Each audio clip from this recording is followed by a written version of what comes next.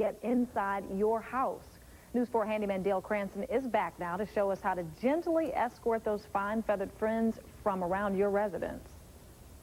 Spring is here and the bird is on the wing, and to keep everybody happy, I'd like to remind you, you don't want to let the birds nest in your house.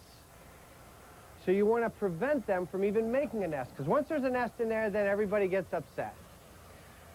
What I do recommend is, a lot of times we have these vents on the outside, where they're dryer vents. This is to vent a stove inside the kitchen, and they don't come with the screen. And this year, we've seen the birds come in, they open these dampers up, they go in there, and they build a big nest in there. It causes a lot of odors. It's unsanitary. It's not a good thing. It's actually inside the house. And what I am just reminding you of is, sometimes you have to put on your own screen to keep the birds from coming in there. They don't want to be in there and cause trouble either. This is regular hardware cloth, like a 1/2 inch by 1/2 inch. You get it down at your local hardware store.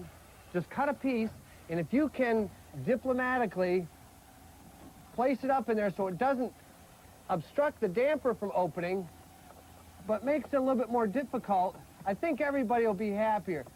They don't want to be in a place that they are not supposed to be. They don't mean any harm, but helping them stay in the trees is probably a good idea. This will help keep your home safe and sanitary for the years to come. For the News 4, I'm your handyman, Dale Cranston.